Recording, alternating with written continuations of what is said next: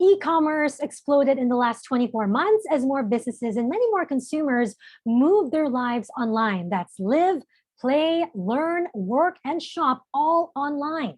And as the global economy becomes increasingly digital, we look at ways to keep the e-commerce value chain safe and secure, including how better digital governance can help balance data opportunities and risks.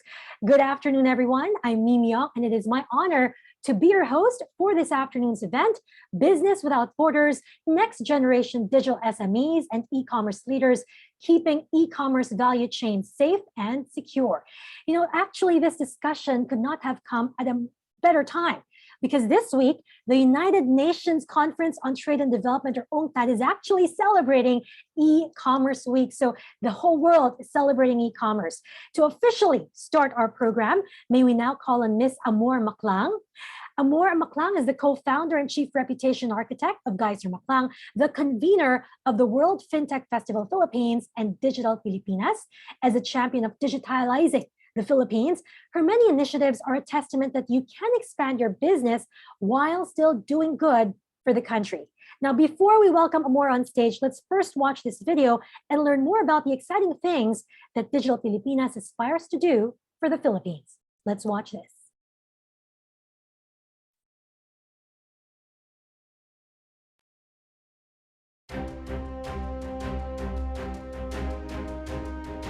Digital Pilipinas is the largest private sector-led movement to build an ecosystem for innovation and technology for the country. And our hope is to not just take on some of the largest problems of the Philippines that are addressable with technology, but collectively to raise our innovation quotient as a country. We are experiencing a technology renaissance here in the Philippines, where the best and brightest from all over the world are actually choosing to domicile themselves here in the Philippines. Now what we're seeing is an influx of global technology talents choosing to headquarter themselves here in the Philippines because we have the greatest talent for it. We have a killer ecosystem, the most enabling regulators. So the formula for success to build a great technology business is here in the Philippines. Digital Pilipinas, as a movement, represents the most expansive, industry-driven effort to bring together the champions of emerging technologies with the business leaders who are committed to transforming the landscape. It is our honor and privilege to once again co-convene Digital Pilipinas. Let the world feel the excitement as our nation becomes a center for innovation. This year, we have 4 priority areas. Number 1 is MSME, digitalization, and e-commerce. The ultimate objective is to be able to trade in trust and in confidence outside of your traditional borders. All of the technological advancements that we're experiencing right now is really intended to create more cross-border cooperation.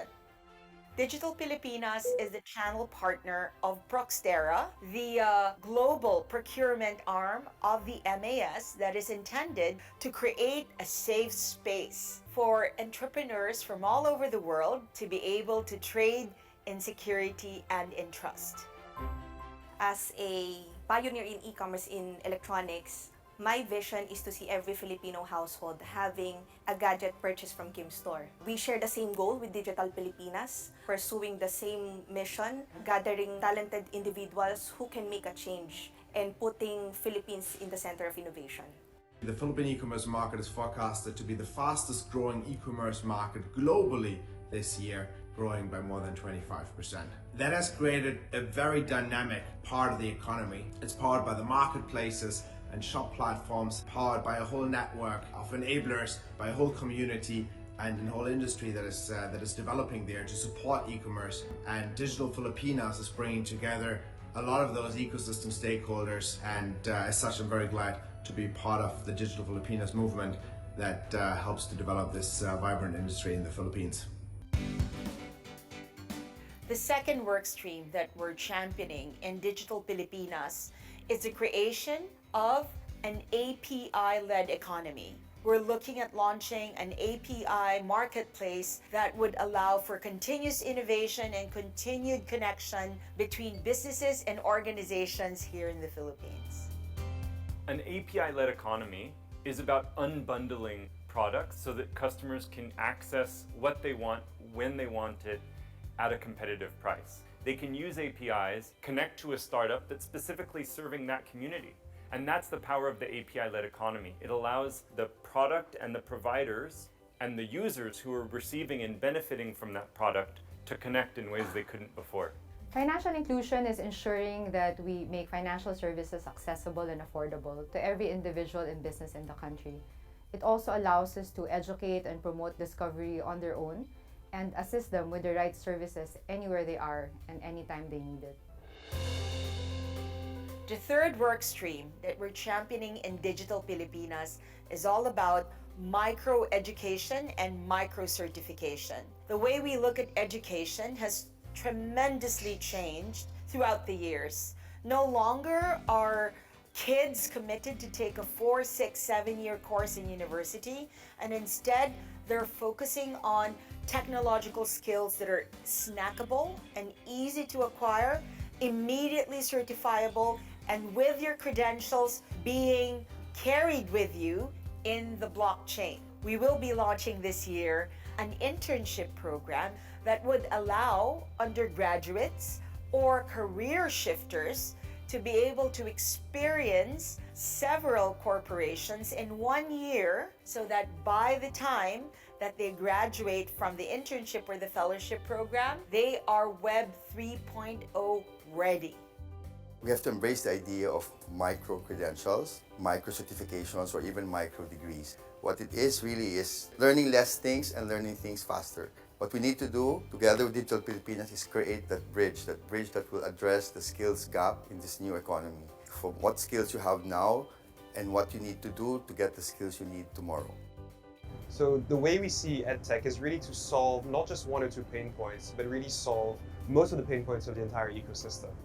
And that's really by pushing for digital learning and helping both not just the students and their parents, but also the teachers, the schools, and all the institutions like government and corporates that are working towards independent, well-trained, successful citizenry that can get the jobs and the careers that they want.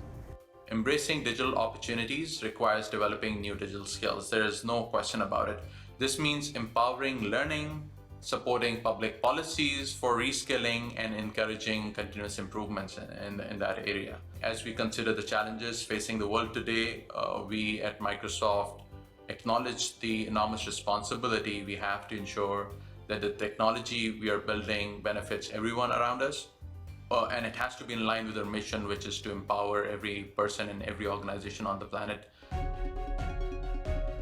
And last but not the least is, of course, FinTech, which is the fuel that fires all of these industries. We look at FinTech not so much as a vertical, but rather a horizontal that powers various industries. During the pandemic, everyone talked about the dramatic increase in digitalization and also in digital transformation. A lot of what precipitated that was actually the movement of money. And the movement of money in those various verticals was brought about by FinTech. In our case, we will ensure that FinTech will continue to not just energize but revitalize legacy industries for the country. To have also a basis by which, I used the word laymanize earlier, but by which we can laymanize the application of technology and understand the fact that we can only do so much relative to educating or telling or basically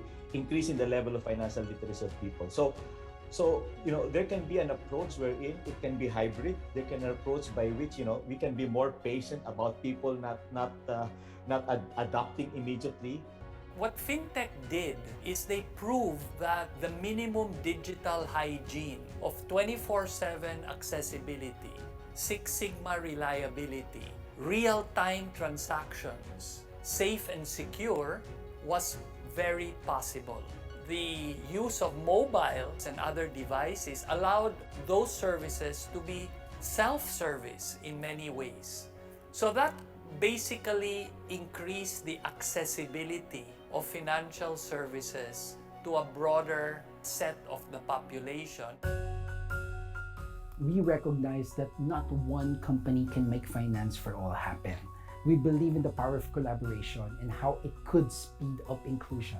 This will help us in our desire to empower communities because even the tiniest contribution adds up and has a snowball effect to create meaningful waves of impact in the country today.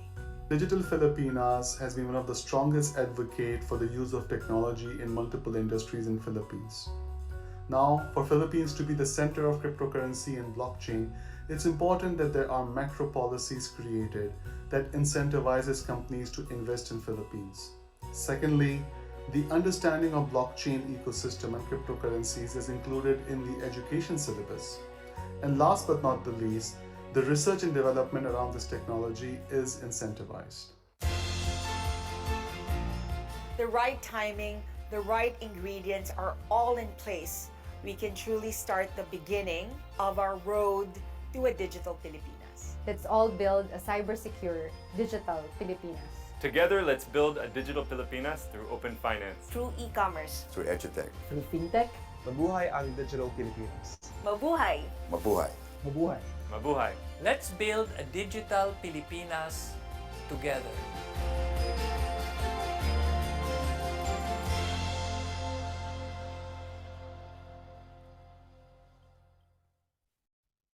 And without further ado, ladies and gentlemen, let's all welcome Ms. Amor Maclang, convener, Digital Pilipinas. Thank you so much, Mimi, and to all of our panelists today and those who are watching in all of our various platforms and social media. Last night, we had a pre-event reception, and our friends from Locad and from Kim Store and a few other players in the e-commerce space all came to me with the hope and the promise of growth in the Philippine retail and e-commerce landscape. But this opportunity is not without risks. While we have 74 million active internet users, that naturally is translating to an impressive uptake in e-retail and e-commerce. The number of digital fraud in APAC is 60% higher than the average global rate. While Southeast Asia is the heaviest hit in the region, especially Indonesia, Malaysia, Thailand, and Vietnam, in the Philippines, digital fraud attempts across industries increased by close to 1/5, with fintech, telco, travel, and community-based sites being the top targeted sectors.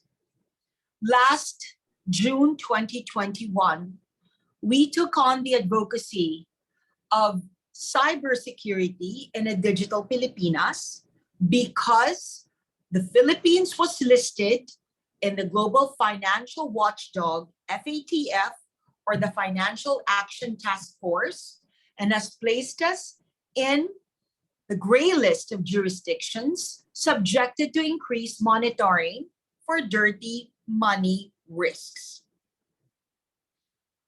Now, in 2019, just prior to the pandemic, the number of cybercrime incidents within the NCR was the highest for those who had been sent fraudulent texts or SMS messages, and approximately 2.7 million people were victimized. We can only imagine how that has increased with the rise of digital transactions during the pandemic. E-commerce security threats are also causing havoc in online trading. The industry experiences up to 1/3 of all successful threats annually. And hackers usually target e-commerce store admins, users, and employees using a myriad of malicious and equally creative tactics. The potential financial and possible cyber risks that BNPL brings to the table was certainly alarming. And I thank my new good friend, Ramesh, who has brought this issue and potential area of advocacy to light.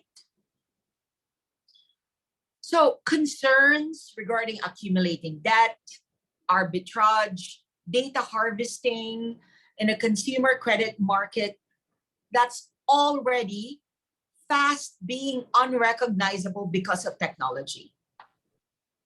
Now, a study has found that close to 60% of all businesses worldwide would find it challenging. That's 6 out of 10 will find it challenging to take on these new risks because of lack of regulation, lack of talent. Recently, I had been appointed as the ASEAN Exco Chair of the Global Impact for FinTech and working collaboratively with the various FinTech association heads from Indonesia, Thailand, Malaysia, Singapore, Vietnam, and Cambodia, and us coming together under a One ASEAN FinTech banner, we intend to take on cybersecurity as one of our advocacies.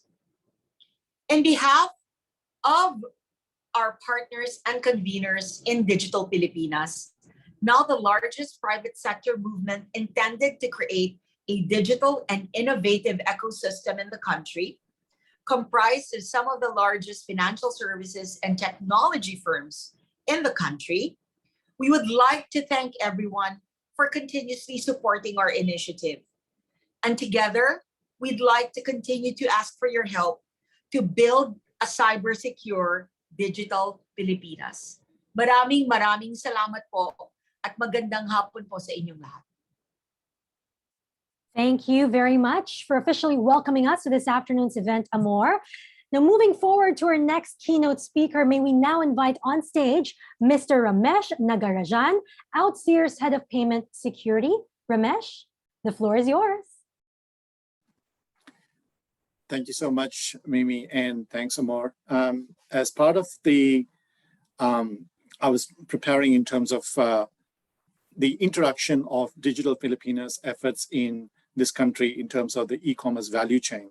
I was thinking about how the different types of payments that's in Philippines that people are currently using, such as QR code, there's talks about GCash, but there's also a huge contingent of people using credit cards, for example, that actually forms part of the e-commerce value chain. And last year, we saw a tremendous growth. I was looking at a study by Google, Temasek, and Bain Capital, essentially looking at Philippines as a market. And I'd like to share some of these thoughts that take away some of the things that they have mentioned, which is very relevant to what we hear about as Outseer, as well as the Digital Filipinas direction as well. So in the last year, you have seen about 12 million new digital customers, coming from primarily a non-metro area of 63% coming from non-metro areas. And that says a lot about rural population or non-metro population looking to get online. So we talked about SME initiatives this morning. So this is very much in line with reaching out to those non-urban population. The second one that's of notable value is there's been a 93% year-on-year surge with respect to how the gross merchandise value from the types of shopping that's been happening in Philippines from 2021, it's totaling something about $17 billion USD. And when we are looking at the next 3 years, we are seeing a uptick of another 24% compounded growth rate to a total of $40 billion. So this is not stopping anytime soon in terms of the whole e-commerce, in terms of how people are actually transacting online. And on one side, you're seeing the consumers adopting into being digital natives. On the other side, you're also looking at digital merchants are also taking off as well, because where there is consumers, the merchants are also looking to offer services And we have seen an uptake of about 39% of digital merchants coming into offering new services. So all this means is that we are seeing a hive of activities, and where there's activities, we are also looking at potential fraud in the ecosystem. And that's really what we are focused on from an Outseer perspective, is we are a company that have a rich pedigree with respect to managing anti-fraud solutions and payment authentication for over a couple of decades. We are a division of RSA Security, and we've been leaders in the e-commerce space in terms of providing fraud prevention for over 2 decades. And from our perspective, what we believe is that as we are protecting the e-commerce value chain, we also need to make sure that banks, financial institutions, fintechs are all aware of things like, providing card not present when people are actually using credit cards for shopping. We are protecting against those credit card purchases.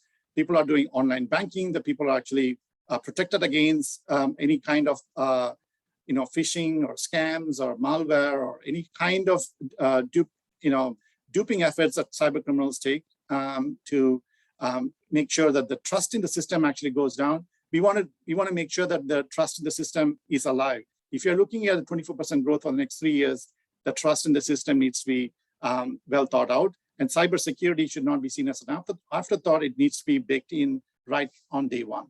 So finally, what I would like to share from an Outseer perspective is we have 4 key pillars into this thing to help us enable fight fraud into the e-commerce chain. One is from a data perspective. We believe that if bad guys are working together, the good guys need to be working together as well. So we work with our 6,000 institutions to enable bi-directional exchange of data to understand fraud patterns and behavioral patterns of customers, and identifying things from the surface web and the dark web, and relay that information to our partners. We also invest a lot in our core product, which is basically based on risk-based authentication for both mobile as well as online banking, as well as on the payment authentication as well. It uses a simple thing of risk scoring to assess the riskiness of any transaction that happens in the e-commerce space. And the last 2 things is about leadership and expertise.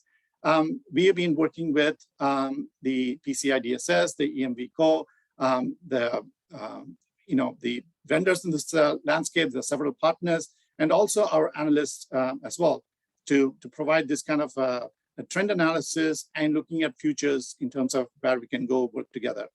And finally, from an expertise perspective, we protect something like $20 billion with respect to the customers in terms of transactions, and over 2 billion customers worldwide. And that is our claim to fame, is that we've been doing this for a long time, and we will continue to do this for a long time. With that, I would like to end my presentation. Thank you very much, Ramesh, for that keynote message.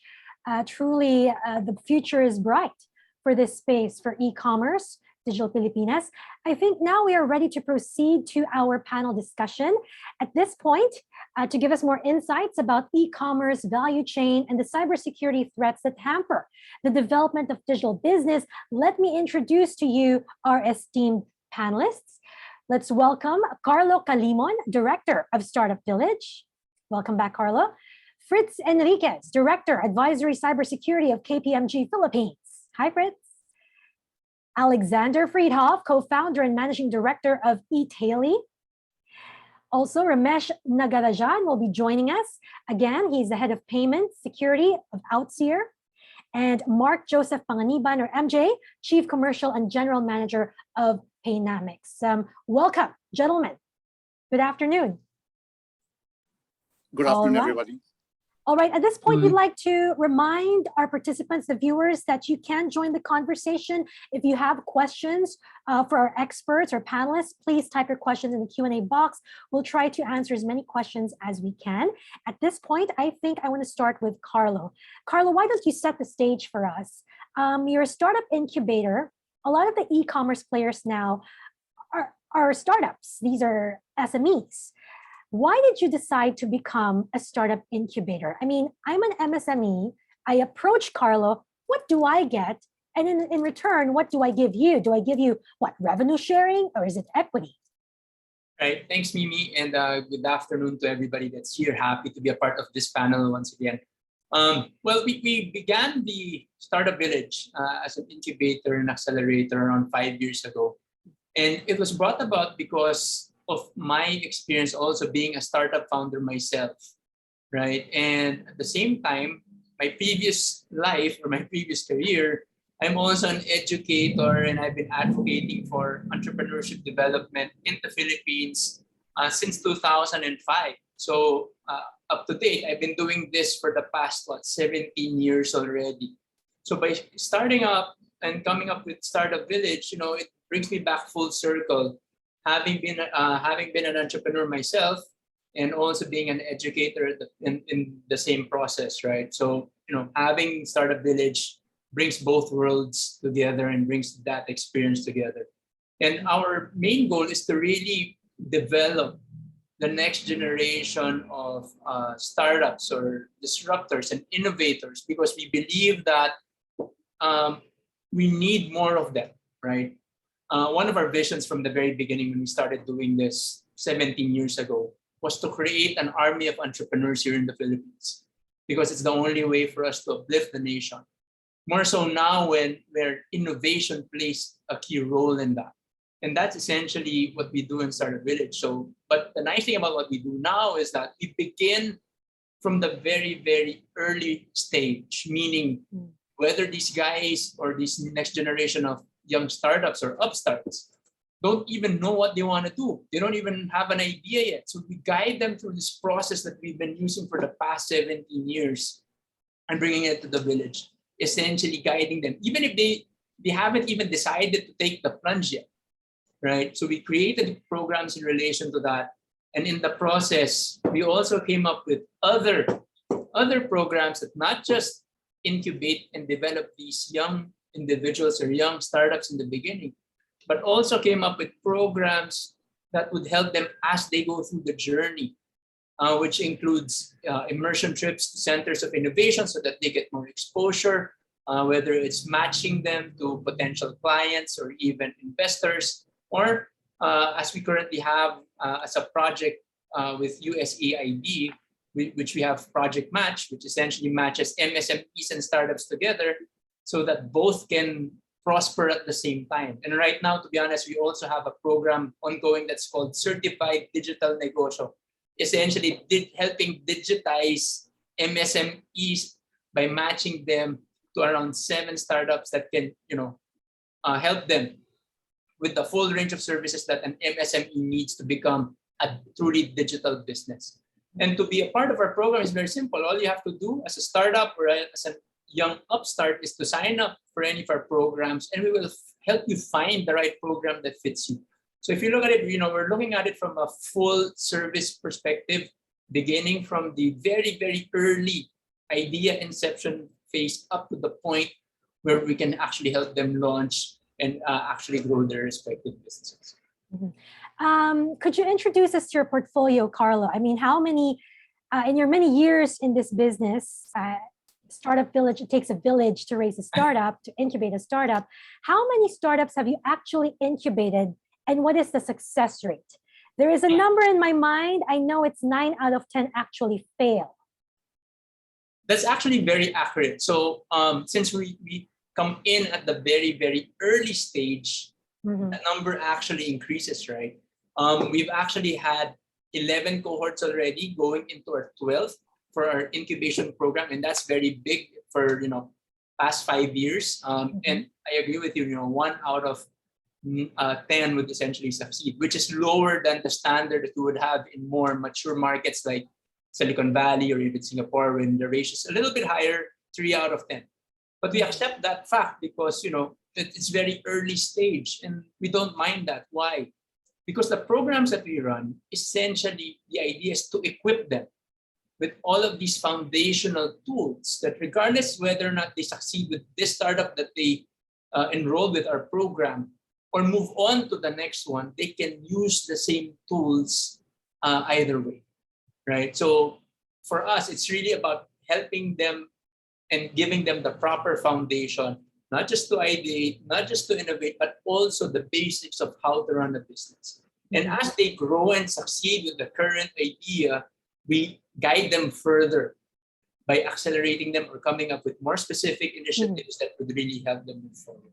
To be honest, we've had hundreds of individuals and startups that have gone through our doors, but also at the same time, because of our other programs, we multiply that more as we go along with the programs that we run. And what percentage of your babies would you say have taken the digital plunge, have moved to e-commerce? Is it 100% already? Well, if you would take a look at it, whether or not they actually create an e-commerce solution or we're actually helping them match to e-commerce solutions, most of them are actually very digital. To be honest, as I mentioned, we have an ongoing program right now called Certified Digital Negocios. We're talking about MSMEs, right? Traditional businesses from your micro, which is the sari store, up to manufacturers, distributors, retailers, and wholesalers that are found all across the country. In fact, MJ here was part of our first batch. In our first batch, we had 120 MSMEs, right, who joined us for 2 days and they never left us, right? Essentially, we matched them with all of these digital solutions, including Paynamics. Today, this actual day, we actually have another program, our second batch that's happening. And this one, the first batch was with Laguna and Cordillera, Sicar. Today, we're doing with Laguna, Davao, and the peripheral regions within Davao and even Zamboanga, right? And essentially, our objective is to elevate all of these MSMEs. And to be upfront, when we're talking about matching them with startups that are offering, whether it's e-commerce related solutions or helping these MSMEs create their digital footprint or digital storefronts. These are the more popular ones as well. Nothing against Paynamics, obviously, MJ, right? The participants are very much eager to sign up with Paynamics as well. But if you look at, when you talk to them, right, the first step is obviously going to market, right? How to get my products out to the market beyond my current area, because they've been so used to just selling, okay, to the next barrio, to the next province, right? That they haven't really sought and they never really had the experience of going beyond their borders. So by getting them into e-commerce or helping them create their digital storefronts, or even just simply, helping augment their social media pages and converting these also to digital storefronts, those are priorities. Why? Because in their minds, right, it's all about revenue. All right. Right. So that's the attitude of the MSMEs. And the nice thing about us with Project Match is we have around 100 startups that have already joined the program. We're actually curating them so that we give equal opportunity to all of these e-commerce or e-commerce related startups, so that they have an equal chance of also selling to these MSMEs, right? And I think if we count it, we have around like 50 to 60% at the very least that are e-commerce related from the startup perspective, and more are coming up with more focus on local markets. I've seen several startups that would just focus on a particular province, trying to get the locals organized and then helping them move beyond borders. Or we also have borderless ones as well, or very niche to a specific target market like OFWs. Some of them would be sari stores. We also have a startup that we're taking care of that's focused on prop tech or construction tech. Right. So I think the magic of technology is things become borderless. Suddenly the market becomes so big. So I want to turn now to Alex. Alex, let's talk about eTaily. You're a 2-year-old end-to-end e-commerce enabler. So how are you empowering these players, e-commerce players, think big, think outside of just the Philippines, but look outside, think regional? First of all, thanks for having me, and thanks, Amor, for inviting me and eTaily to that panel. And Carlo, we should have known each other before I started eTaily, because it would be also a great setup working with you guys together. But indirectly, we are working with you. One of your partners, Paynamics, is also the partners of eTaily. Mimi, coming to your question.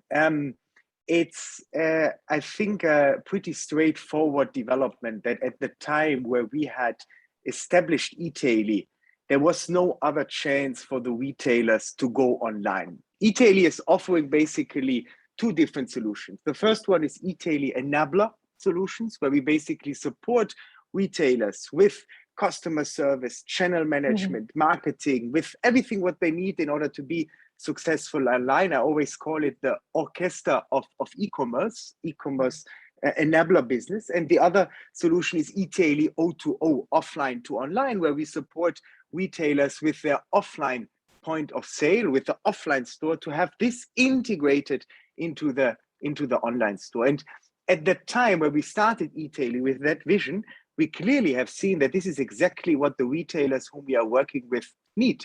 Because at that time, you have to understand, Mimi, all stores were shut down. The malls were closed. Everything was basically going into the online world, going into digital. And there was no other chance for the retailers, which we have to go online.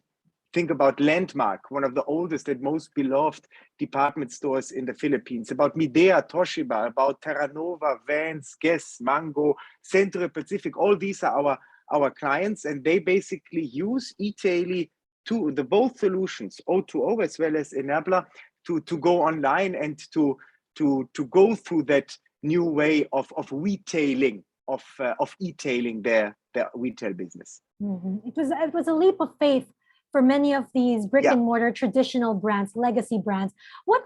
Alex, what were the usual fears, the cyber fears of companies going into digitalization or e-commerce? I'm sure you get that question a lot. What are their big worries and concerns going online? That's a very, very interesting question. And I'm sure that if I would give you a full picture now of that question, we would need to have this meeting for a couple of hours, because there are a lot of worries and a lot of concerns, obviously. I mean, there are different companies in different stages of going online. There are players who have zero online knowledge, zero online presence, like we had Landmark department store in the case when we supported them, or when we started with them, or there are ones whom are already successful. And each different stage of going online, or of having a maturity in going online, comes with different fears and different challenges. But one thing is very clear, and bringing this now to cyber security, which is the main topic of this today's conversation, is that this is essential for the e-commerce business of the different stages of the companies where they are. So it's all about understanding where these cyber security topics, that's I think one of the biggest concern, can have an impact on. It can have an impact on loss of revenue, loss of data, or overall viability for these businesses. And these kind of cybersecurity discussions, which we are having with our partners, are basically always going around the core topic. What is happening when someone is stealing not only my data, but also the data, and that's the most important thing, of the end consumer? Because we all have the big responsibility. e-tailing is transacting on a quarterly basis millions of orders, that we are dealing with so many different consumer data: name, surname, address, email address, mobile phone. Imagine someone from another country, when you are outside of the Philippines operating, but having it headquartered in the Philippines, you cannot control what's happening in Indonesia, in Malaysia, or in Thailand, is attacking you. And you basically then have the challenge of not knowing exactly what's going on. And these are the core discussions, regardless of maturity. Namely, how can I protect my and the data of our consumers, of the end consumers, especially when it comes to e-commerce. Speaking of cybersecurity, Fritz, I want to ask you, how well informed are Filipino companies, corporations, when it comes to cybersecurity threats and ways to protect themselves? Do we actually understand this?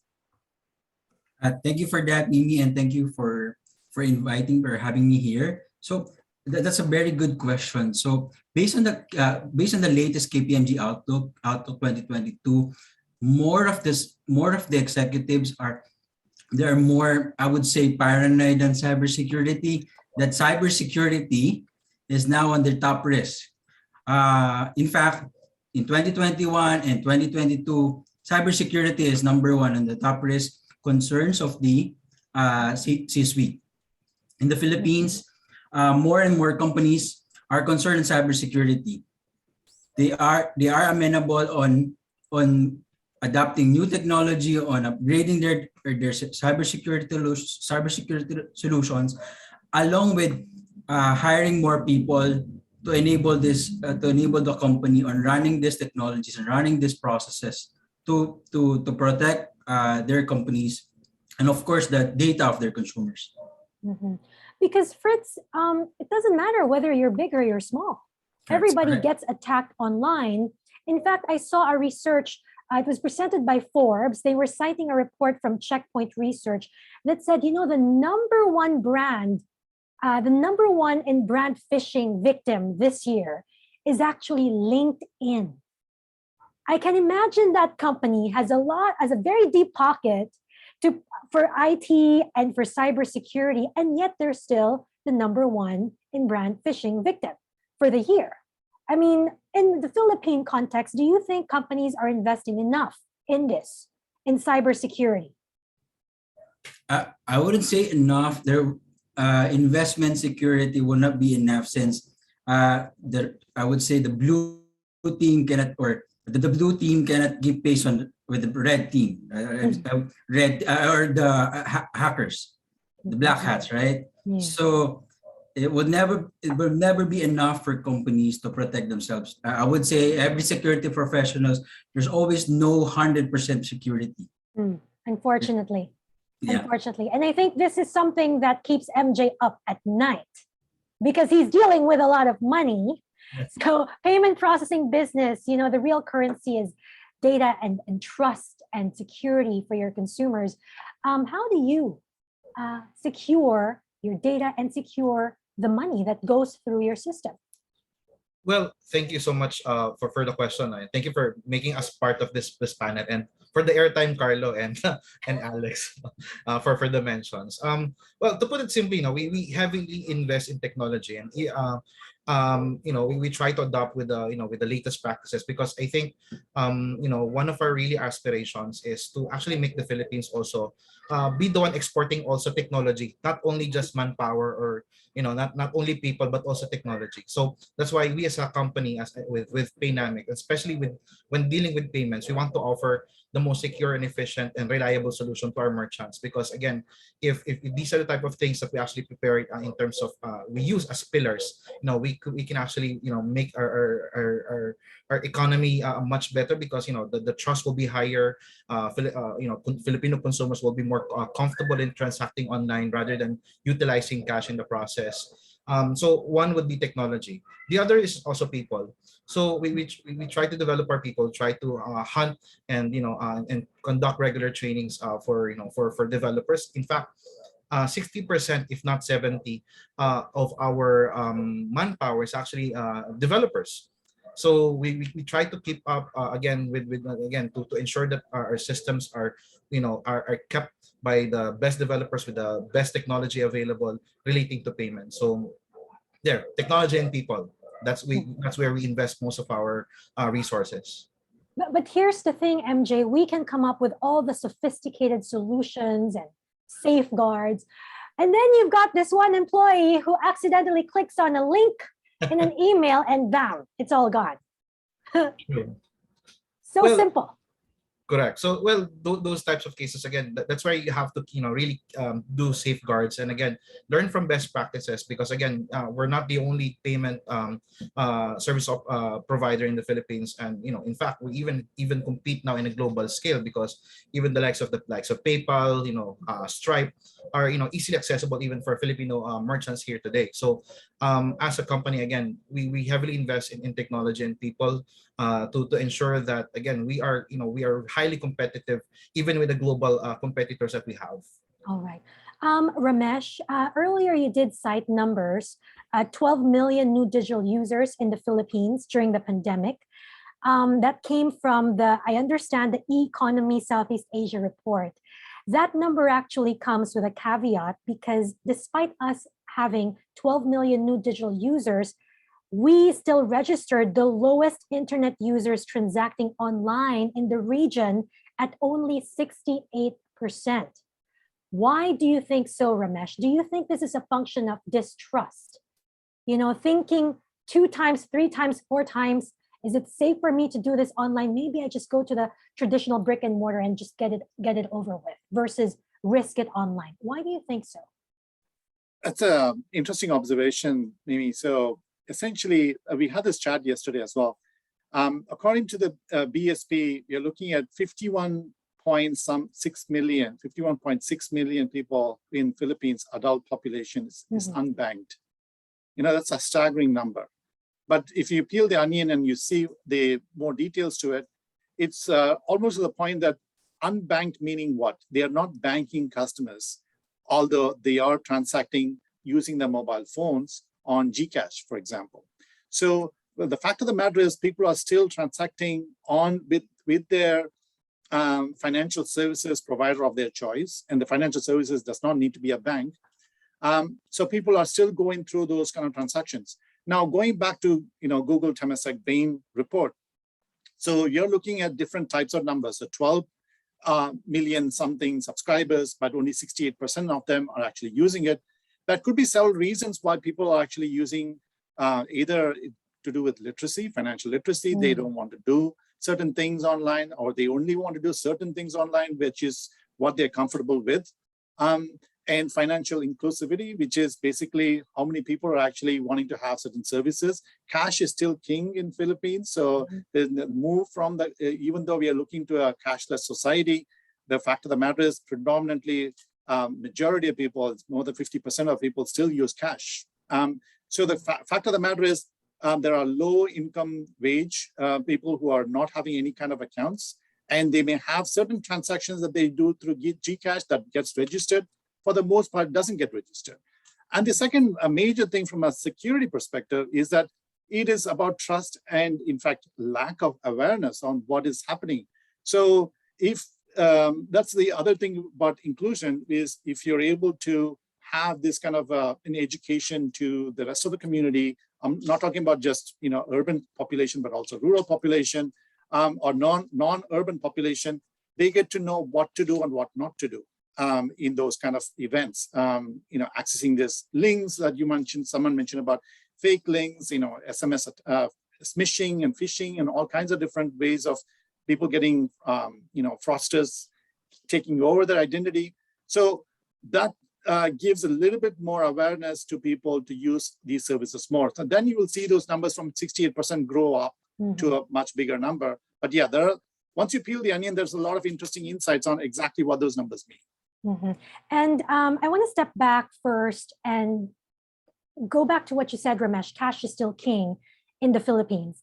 I'm not sure if Fritz or Carlo or MJ have visibility on this, but when e-commerce started in the Philippines, the online marketplaces, I was told by an insider who is in that space that it started out as 90% COD, cash on delivery, because if I were the buyer, I don't want to part with my money without seeing the product first. But that's a risk for the seller because wait a minute, what if suddenly it's a bogus buyer or the buyer rejects it or it's a fake purchase? What's my protection?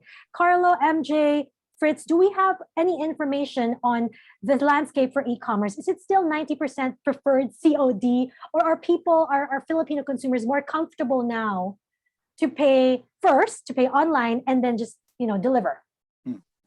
Yeah, I guess I'll take that one. Go ahead. First. No, so I think that the number is still fairly accurate.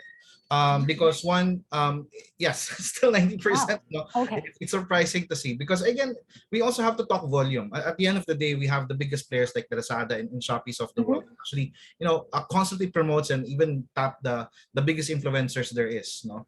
So hence it really really democratized e-commerce in the Philippines. The familiarity is there, but we have to remember based on what Ramesh is also saying, we also have to take into consideration that there's where we are today in the Philippines. The very low credit card penetration, the low bank penetration are the ones really creating this friction, hence, creating that impact wherein, as much as I'd like to shop, as much as I can, the only payment option I can do at the moment really is just cash on delivery.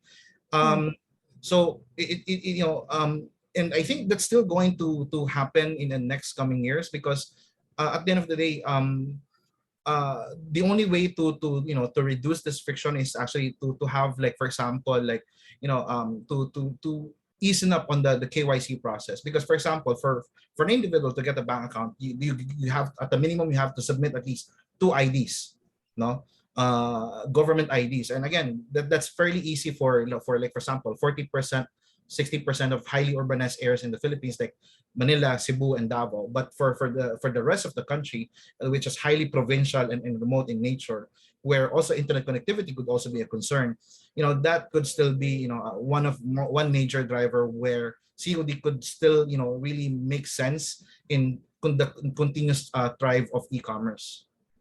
All right, all right. I want to ask now, e-tailing, Alex. When you look at, bringing majority of your operations in the business online, which is what e-tailing helps customers with, how do you ensure the safety of privacy and data in general when you perform CRM services for your clients?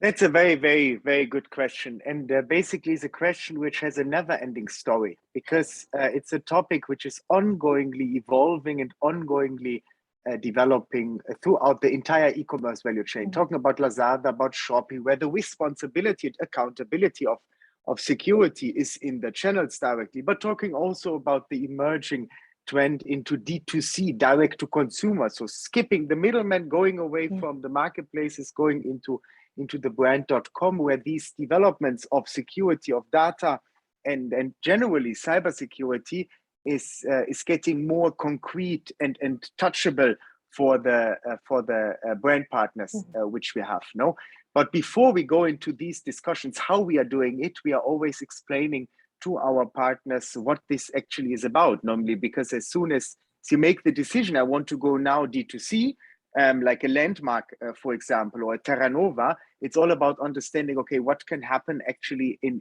cyber security, and what does it matter for e-commerce? No, again, cyber criminals use tactics to steal information from businesses. That's something what need to be understood as a very alarming topic from the very beginning on. No, with e-commerce, second point, it's not just about the data of the final client which we have, but also the data of our customers, where we need to be very careful with. No, and a breach in this cyber security system, later on I explain later on what we are doing there exactly, could mean the loss of the customer's information, which is by far the most alarming situation which can happen, because as soon as this is outside of your systems, of your data warehouse, it can get quite alarming.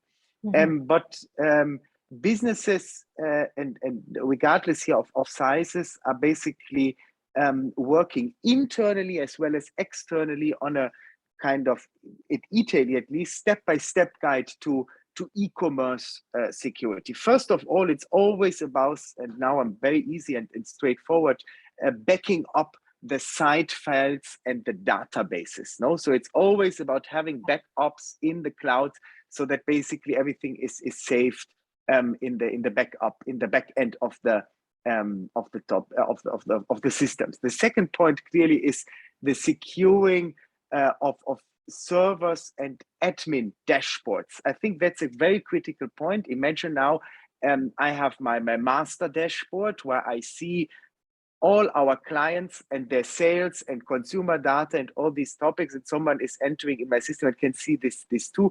When you not have saved this throughout external providers, there are a lot of very, very reputable and great providers in the market, then you have a big problem, because it can be public. Another topic which is now here, I think, perfectly answered in the upcoming minutes by MJ, is getting the payments under control. That's the most important thing.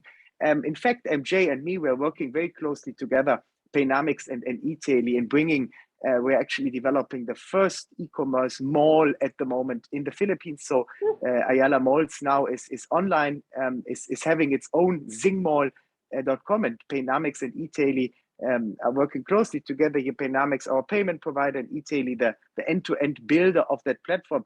MJ, you know how intensively we worked on getting all of this on the level that it's basically protecting the consumer's data. So payment, a gateway security is I think the third point which needs to be taken into account. And then of course, having a periodic security audit. No, we call it vulnerability testing. So you need external partners whom are helping you in auditing your systems, in auditing all the developments. I'm very happy that we, MJ, and that's also thanks to you guys and eTaily have achieved a very, very good vulnerability and security audit of our systems, because we have basically a 24/7 maintenance of basically having, let's call it, explain it for people who do not understand what I mean, having little armies and police people in front of our system and checking who is trying to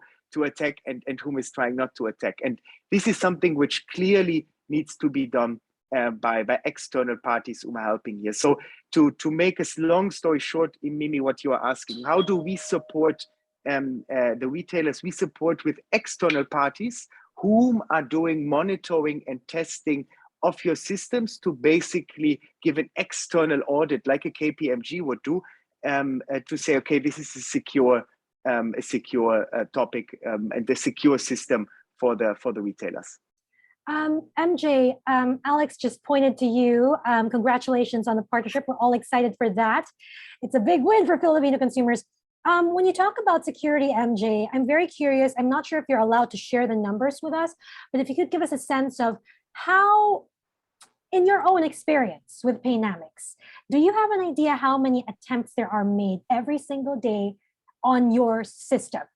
How many times hackers have tried to get into your system, and how many actually succeed? Are you allowed to share that? I don't think we can, but I would tell you that there's really there's really huge attempts to do this, and that's why Alex was pointing out that the vulnerability test, penetration test, is really critical.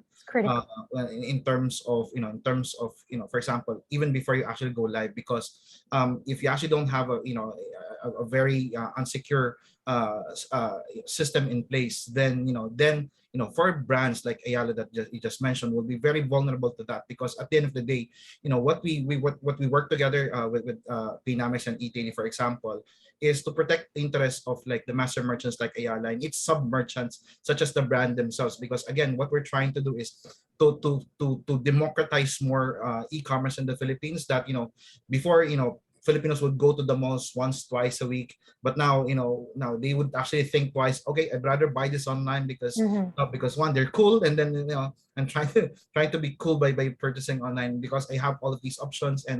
And I guess part of the questions that you actually had earlier, why are Filipinos are still transacting cash instead of digital forms of payment? I guess one of the other factors is there's not much businesses adopt the digital forms of payment. So one of the studies says there's only less than 1% accept digitally through e-commerce. So that's one of our aspiration as well, to actually penetrate as much business as we can. And again, this is also related to the initiative that we're doing also with Carlo. Because we have to remember 99.5% of the total economy is micro, small, medium enterprises. So if so again, it's already very, very obvious that we have to empower more MSMEs so that the total economy, so if actually more MSMEs could accept digital forms of payment, then COD will be then reduced, because now they're starting to, they will start to realize, maybe integrating a third-party payment system like Paynamics, could actually aggregate to the likes of GCash, Paymaya, Paymonga, Paymaya, ShopeePay, GrabPay, and other things. In a single integration. So that actually makes it more accessible for businesses. And if you actually lower down the cost, because there's actually now more people using it, so less maintenance cost, less utilization cost. So it actually become more business and consumer friendly in the process. All right. Whenever we talk about payment patterns of Filipinos, there's one thing we love: buy now, pay later. Ramesh, I want to throw that question to you. What do you think about the buy now, pay later scheme? And why do you think it has become a top risk? If you agree that it is a top risk, and aside from that, what are the other, common risks for e-commerce? Yeah, interesting. This whole buy now, pay later revolution that started. I'm from Australia, so the whole thing that came out of Australia through Afterpay, and now it's like mushroomed into so many different types of schemes. The fact of the matter is, well, I would say what we have one of the trends this year from a top cybersecurity issue affecting is BNPL. BNPL fraud is the #1 fraud in 2022. And the reason is this: if there is availability of free credit, then genuine customers as well as fraudulent ones would want to look to get that free credit. So there are two types of fraud that's happening in the BNPL as we are seeing. One is the synthetic identity fraud. So for what is synthetic identity fraud? Basically, while we are talking on this panel here, anyone could actually impersonate take a photo of myself, the way I speak, and my tonal patterns, all kinds of different things that represent me, and create an account and basically, be me, even though it's a fake me. So they can actually go and get their BNPL, any kind of goods and things like that. And the second one is account takeover. So once you're able to create a version of myself, I'm able to take over any kind of account that I own and, purport to be me and basically apply for these kind of, buy now, pay later schemes, anywhere.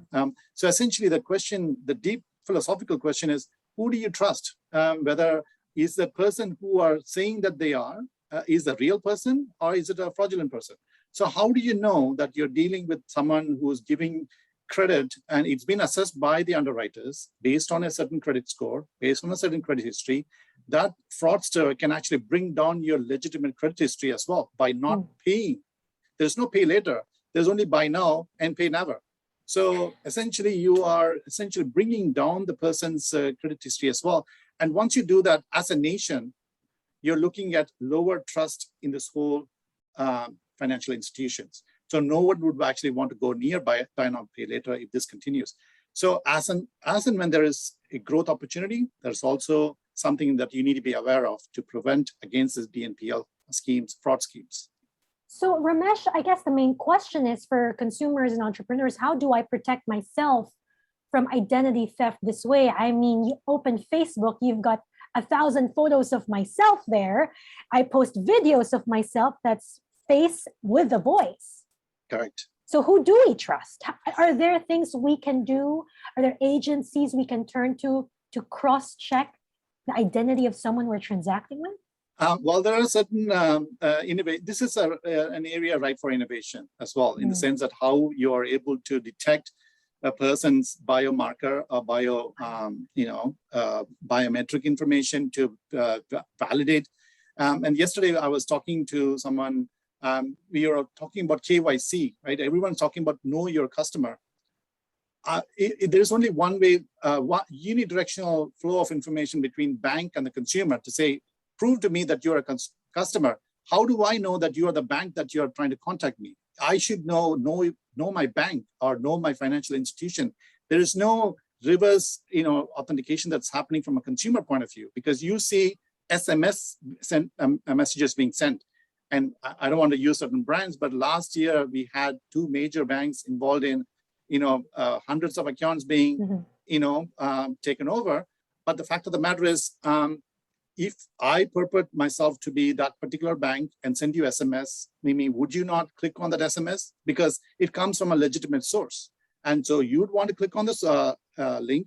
And most of the time you're on the road, you don't check the link and you enter the details. So that's how these kind of things happen. So essentially, the know your customer needs to go both sides. Know your bank, know your financial institution, as well as certain biometrics, biomarker information could be used in innovation. We are not there yet. It is a problem, not only Philippines, but global. So how do you actually prevent against these kind of synthetic identity fraud? Monetary Authority of Singapore released a recent report, and so did Philippine government as well, on how to tackle this. But these are all just circulars. These are all things that you make sure that you don't do it. But there is no certain things on how do you encounter these things. There are some, like I know in Singapore, you take out a little bit of the convenience in exchange for better security. I know that banks there are no longer allowed to send messages or emails or text messages with links. Is that accurate? And I know that certain banks here in the Philippines have also implemented that policy. You cannot send consumers or customers messages with links anymore. That is true. While the links could not be sent from the bank, so I was talking recently to banks in India, for example, in the Indian market. And essentially what fraudsters are doing is to call, use a phone call to call the customer to say, I'm calling from this bank. I've just sent you an SMS. Can you please share the SMS with me? And how do you verify whether that is a bank that's calling you? So you have no idea. And oftentimes the banks here, I've experienced this myself, they use an unlisted personal number to call you for official matters. I think that's something that the banks can, improve on. We have another question here. This one is for Fritz and for Amor. I think we can pull Amor into the conversation now. What are the top concerns of companies and financial services, and what can be done? Fritz, I want to start with you. Are there any other concerns of your clients or companies that were raised in your recent report? And more importantly, do you think the MSMEs are equipped enough to protect themselves from cyber threats? Yeah, so thank you for that, Mimi. So as KPMG, most of our clients are in the financial sector, but also in other industry. But what is common on their concern is how they can protect their infrastructure against these adversities or the hackers. So usually their concern, their thought process is to bolster or enforce their infrastructure by putting perimeter security, firewalls, and the likes. But at the end of their conversation, it's really more of the people, process, and technology. So it's a matter of fact, KPMG right now, one of the growing business of KPMG which is part of the digital transformation, is process transformation. Right? So really in any organization, it's not how sophisticated your technology, your security solution. It is how ready your people, it is how the processes converge with your technology in order for you to have I would say a security in depth, or in other words, in securities, in order to have that zero trust process. It's not only the technology, but the people and process. Now, can you repeat your second question, Mimi? MSMEs, are they equipped to protect themselves against cyber threats? Yeah, so for that, Mimi, so pre-pandemic, many of their organization or MSMEs, they still have reservations on digitalizations. But post-pandemic or after COVID-19 happened, consumers' behavior changed. So I myself started to use the platforms Lazada, even Zalora, and Shopee. So businesses don't have any or they need to adapt and to adjust with the consumer's behavior, with the consumer's needs. Though they need to embrace technology, and as well to secure their business. Right now, they're moving to cloud.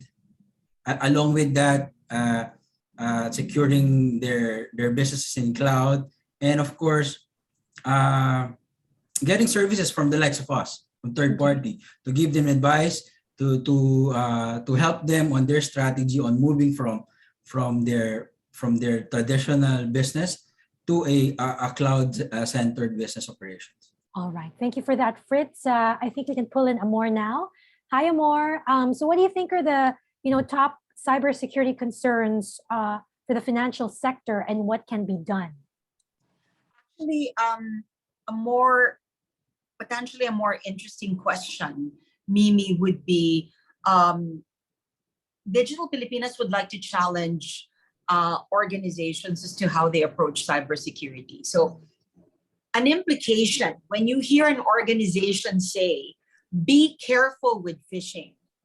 The unspoken there is, and I'm sorry, I'm going to be very brutal. Everyone here is family and friend and know me to be straightforward.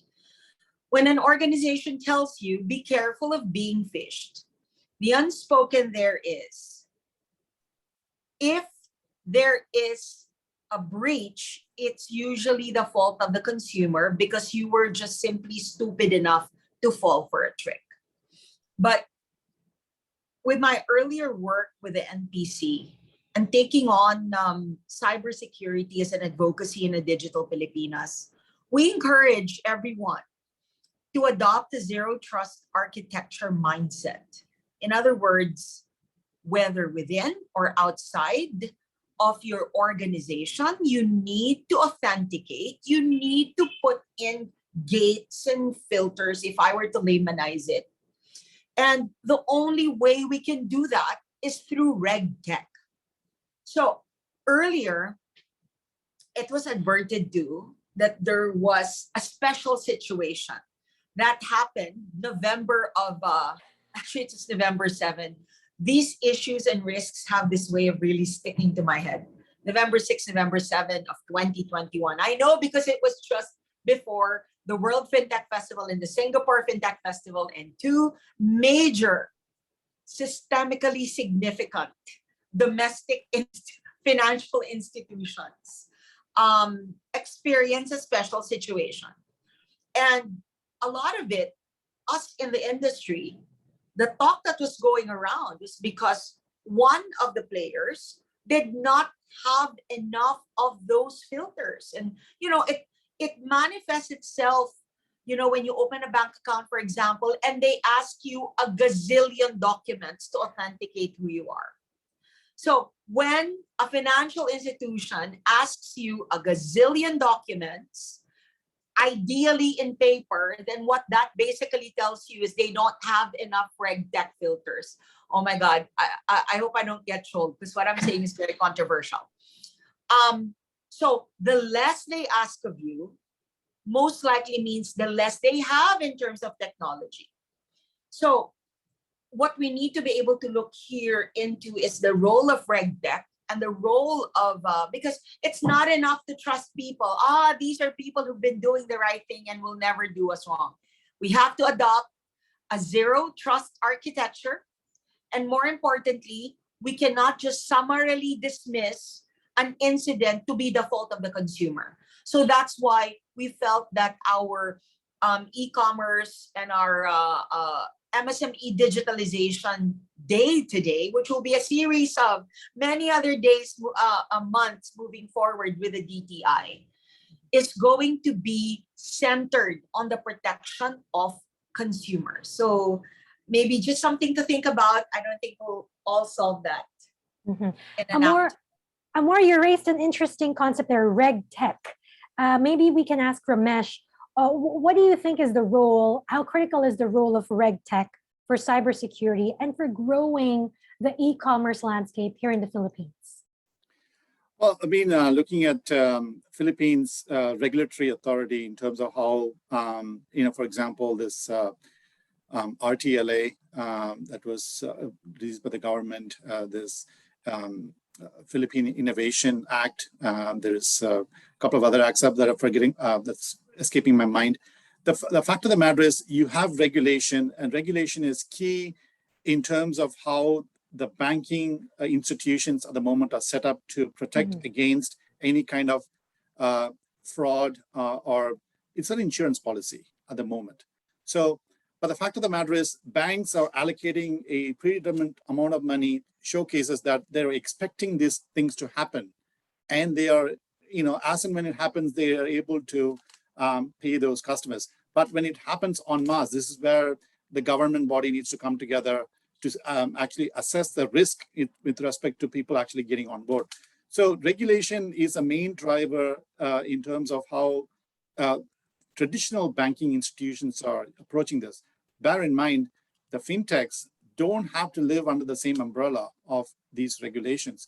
In fact, most of the fintechs are skirting these regulations in the hope of going and getting new customer onboarded into those platforms, for example. So that's why the regulation is a two-sided coin. On one side, if you ask the banks, they say we want to play by the regulation, but they also have to compete with fintechs. It's like a co-opetition because fintechs are enabling new growth and new set of customers to be onboarded. So where do you draw the line here in terms of how regulation is actually helping, or is it probably not helping at all in some cases?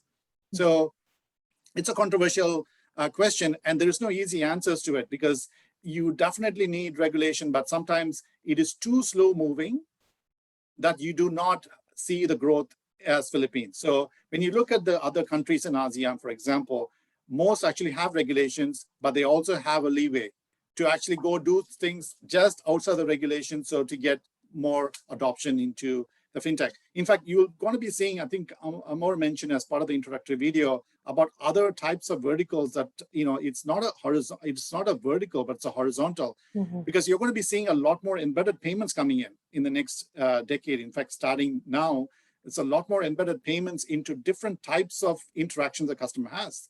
For example, one would be a healthcare sector. So you actually handle payments as part of the healthcare using a virtual healthcare, for example, or it could be part of energy that you're using your energy bills, and it could be a payment embedded in there. It could be a smart metering solution. So we don't know where these things are, but if you look at these are all non-financial institutions as well. These are not governed by regulation. These can go skirt the regulation and set up the different kinds of use cases. And once it gets mass adoption, that gets regulated, So it's an interesting question that I've thought a lot about in terms of how regulation can affect.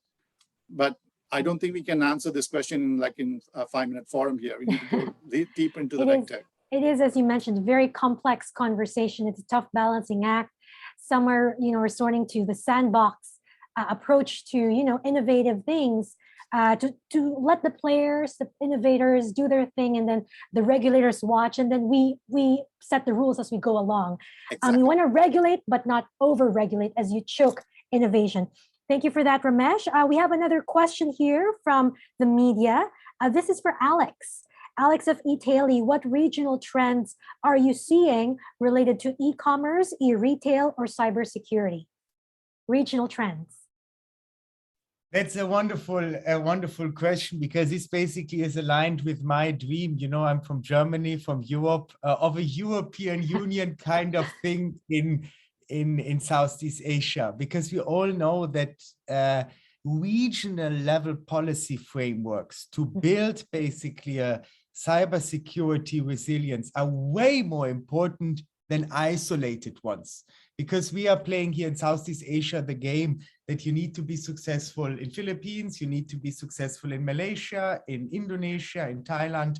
And as soon as you have built and proved, you can replicate in other countries. But talking specifically about the topic about cybersecurity in ASEAN, we need to clearly understand that the one and only solution to these topics will be a regional level policy. And this is something which is not that yet. We have so many different gaps between Malaysia, Vietnam, Thailand, Philippines, where each country is working on its own policy developments, which as soon as you're leaving one country does not make any impact anymore, because you're dealing with other topics. So generally, I would answer the question, there needs to be a regional framework behind that topic. But also on the other side, we need to see that the overall spending in, let's say, Southeast Asian cybersecurity topic is significantly growing. So we are talking here perceived bad now about these developments, but also do we need to understand that there are a lot of good things happening. I mean, just talking about all these smaller startups developing itself with enabling services. eTaily is not a small one still, but it's now kind of a big one. But we have from the very beginning on clearly focused on the right tools, on the right mechanisms to build this. So what Southeast Asia needs to do for a more, let's say, secure regional digital ecosystem, I would say regional level policy, identification of vulnerability, practical norms. Europe here is a very, very great example, because in Europe we have this unified between the different member states, and then of course sustained agreements on data and on resource sharings, between the different countries, between the different channels. So there's a lot of gaps still happening, but I think Southeast Asia, ASEAN countries are on a very good path to make this unified. Thank you for that, Alex. Let's bring the conversation back home before we wrap up. I want to get the take very quickly, because we don't have much time. I want to get the take of Fritz. This is a question for Fritz, for Carlo, and for MJ. Just 1 point from each of you guys. What are the main challenges or apprehensions of businesses in e-commerce? Just one apprehension or concern, the top one that you can think of, and what you think can be done to address that. Very quickly, let's start with Carlo, and then we go to Fritz and then MJ. I think basically it's education and access. Basically because, especially with MSMEs, they don't know who to approach, who to use or what to use, and they still don't understand the full benefit of e-commerce as a whole.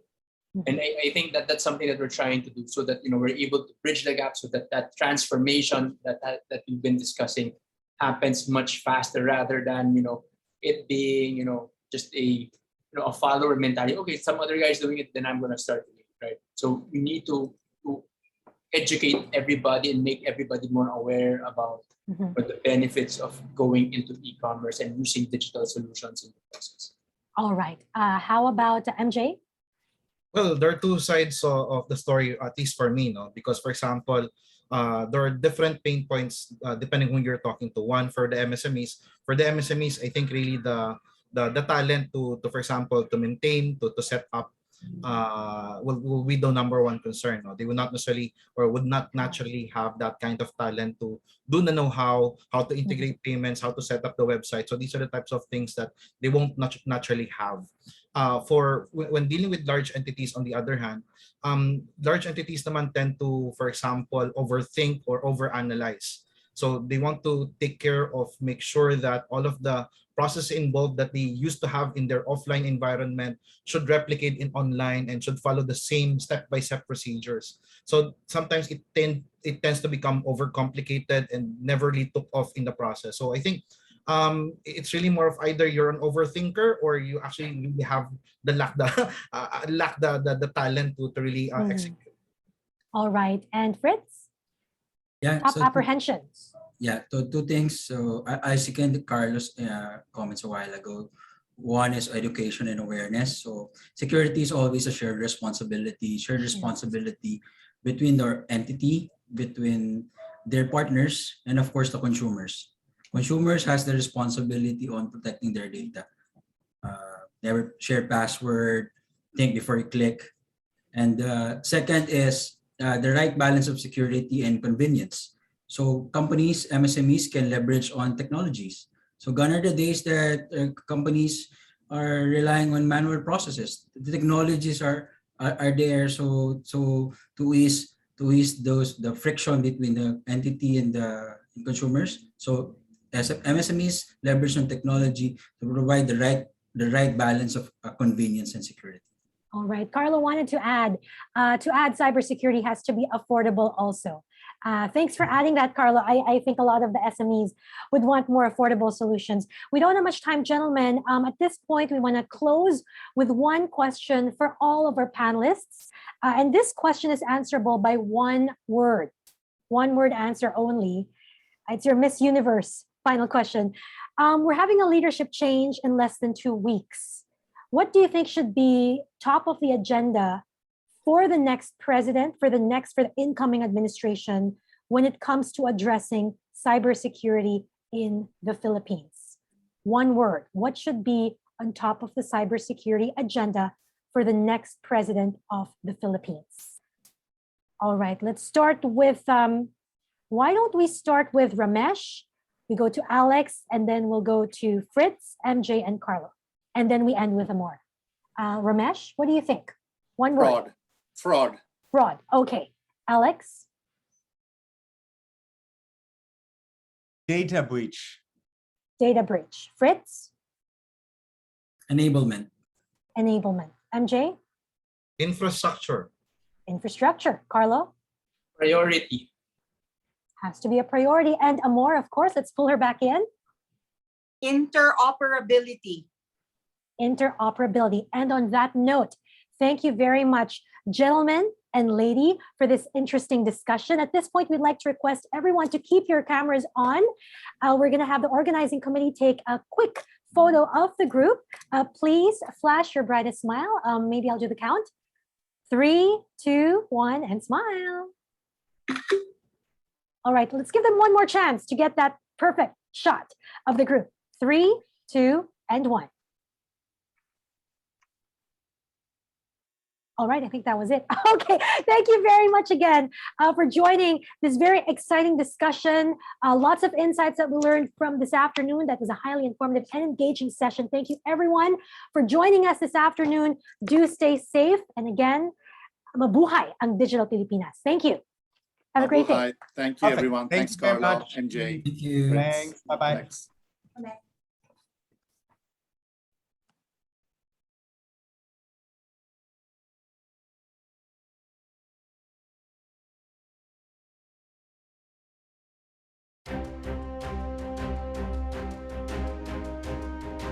Digital Pilipinas is the largest private sector-led movement to build an ecosystem for innovation and technology for the country.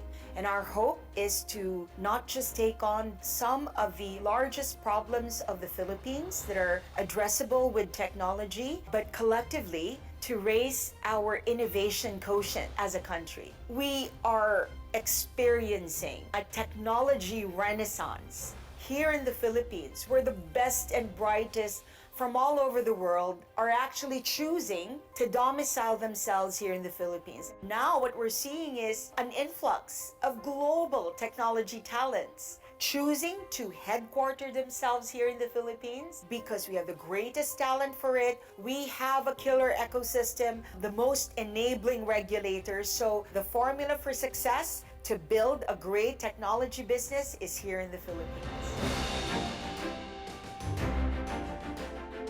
Digital Pilipinas, as a movement, represents the most expansive, industry-driven effort to bring together the champions of emerging technologies with the business leaders who are committed to transforming the landscape. It is our honor and privilege to once again co-convene Digital Pilipinas. Let the world feel the excitement as our nation becomes a center for innovation.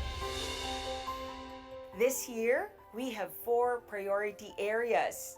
Number 1 is MSME, digitalization, and e-commerce. The ultimate objective is to be able to trade in trust and in confidence outside of your traditional borders. All of the technological advancements that we're experiencing right now is really intended to create more cross-border cooperation.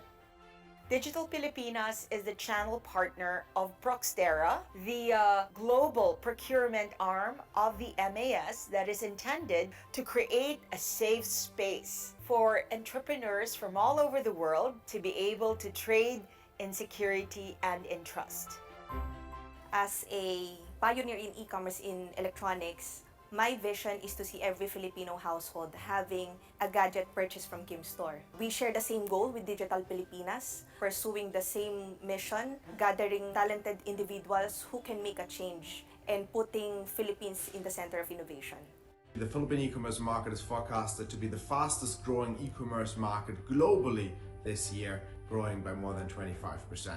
That has created a very dynamic part of the economy. It's powered by the marketplaces and shop platforms, powered by a whole network of enablers, by a whole community and a whole industry that is developing there to support e-commerce. And Digital Filipinas is bringing together a lot of those ecosystem stakeholders, and as such I'm very glad to be part of the Digital Filipinas movement that helps to develop this vibrant industry in the Philippines.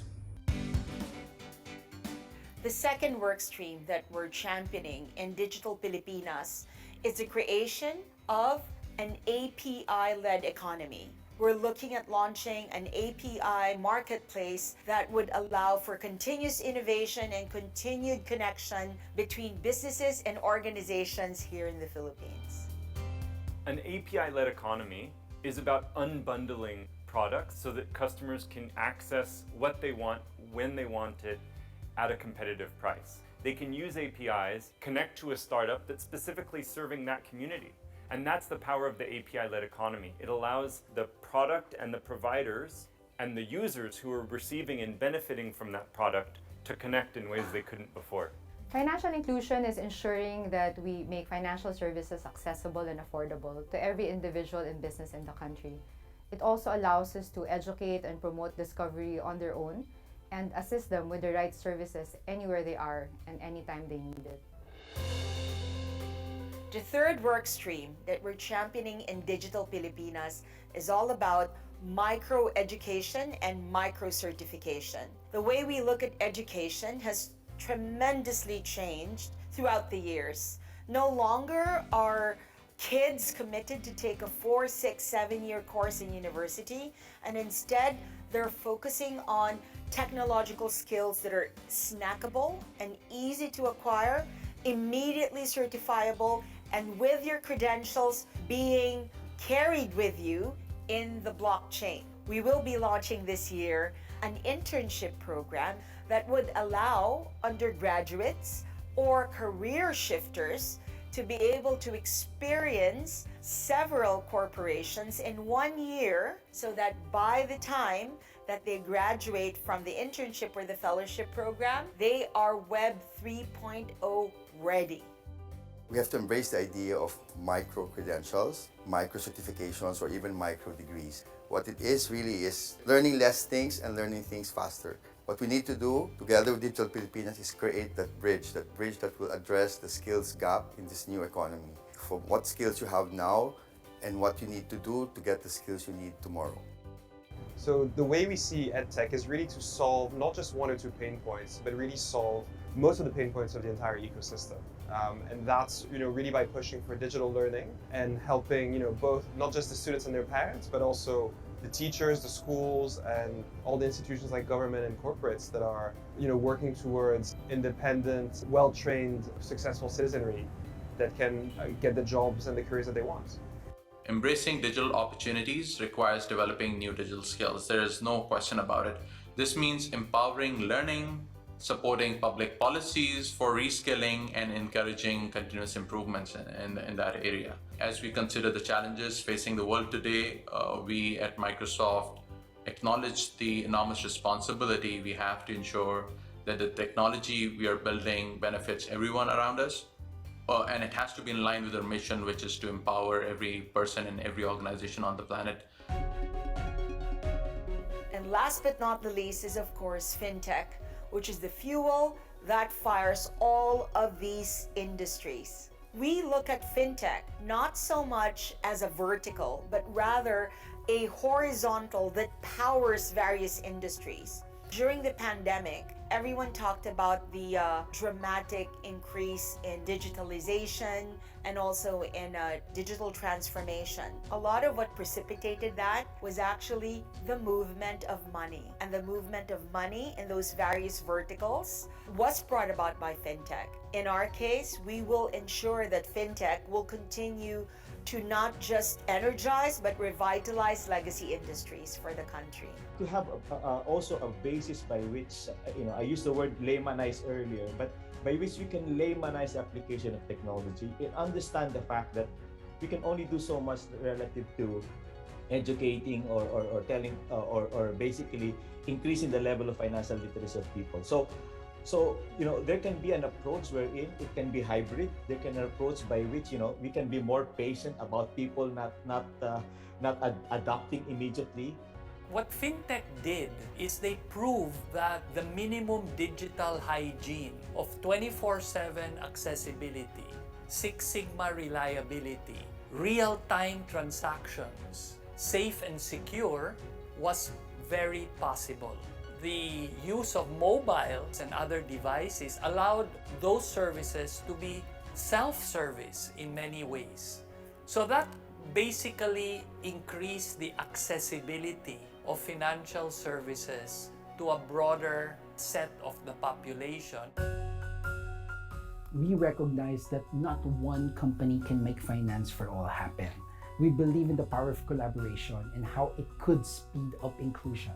This will help us in our desire to empower communities because even the tiniest contribution adds up and has a snowball effect to create meaningful waves of impact in the country today. Digital Filipinas has been one of the strongest advocates for the use of technology in multiple industries in Philippines. Now, for Philippines to be the center of cryptocurrency and blockchain, it's important that there are macro policies created that incentivizes companies to invest in Philippines. Secondly, the understanding of blockchain ecosystem and cryptocurrencies is included in the education syllabus. And last but not the least, the research and development around this technology is incentivized. The right timing, the right ingredients are all in place. We can truly start the beginning of our road to a digital Pilipinas. Let's all build a cyber-secure digital Pilipinas. Together, let's build a digital Pilipinas through open finance. Through e-commerce. Through EduTech. Through FinTech. Mabuhay ang digital Pilipinas. Mabuhay! Mabuhay. Mabuhay. Mabuhay. Let's build a digital Pilipinas together.